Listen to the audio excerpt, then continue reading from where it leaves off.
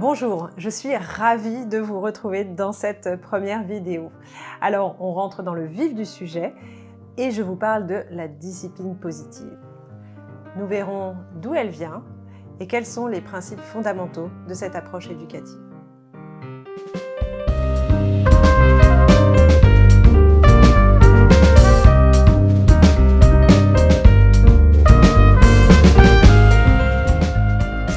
La discipline positive, c'est une approche éducative qui a été créée par deux Américaines, Jen Nelson et Lynn Lott, dont toutes les deux docteurs en éducation.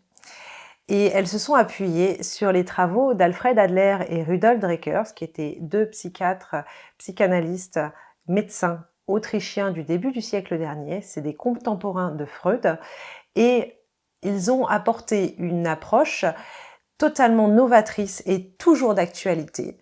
C'est sur la théorie adlérienne que Jen Nelson et Lynn Lott se sont appuyés pour pouvoir apporter ce que savent très bien faire les Américains, c'est le pragmatisme. C'est-à-dire qu'une fois qu'on a compris et qu'on s'appuie sur des principes solides et une théorie solide, alors comment on fait au quotidien ? On peut lire des tas de livres sur la psychologie de l'enfant, sur le développement de l'enfant, mais quand on se trouve face aux difficultés que l'on rencontre en tant que parent au quotidien, alors c'est pas toujours évident de faire le tri.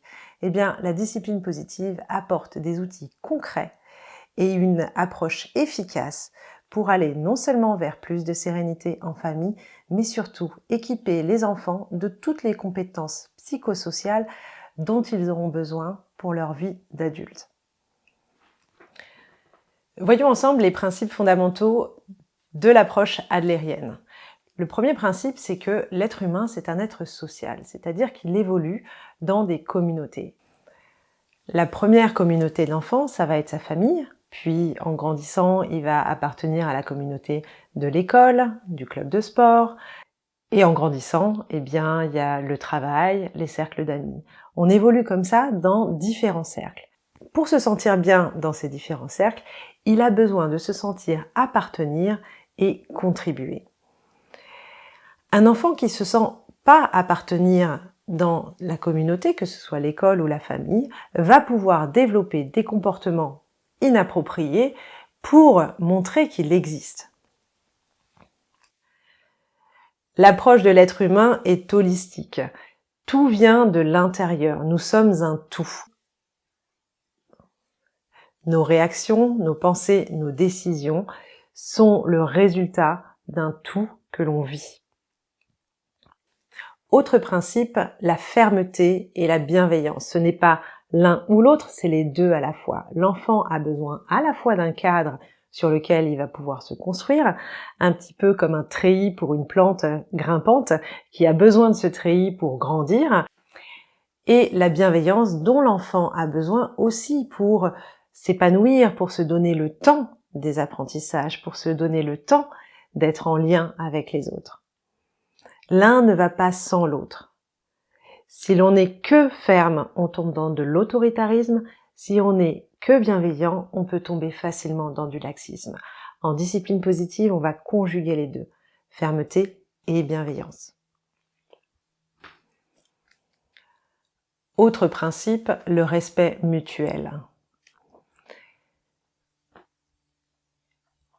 En discipline positive, l'enfant et l'adulte ont la même valeur.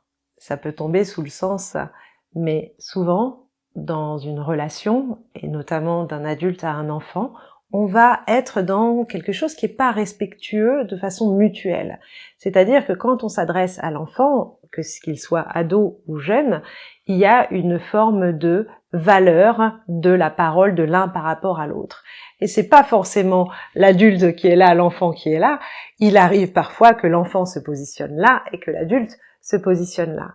En discipline positive, on va être dans un respect mutuel. Nous avons la même valeur et ta parole, comme la mienne, a du poids, a une raison d'être et a le droit d'être entendue.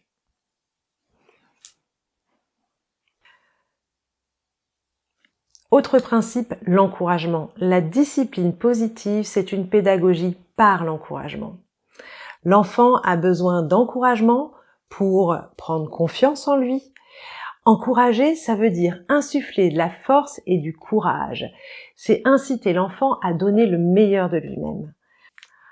En discipline positive, tous les outils que l'on va utiliser sont des outils qui vont permettre à l'enfant d'être encouragé et d'aller de l'avant. Enfin, dernier principe adlérien, c'est que tout comportement a une raison d'être et un objectif.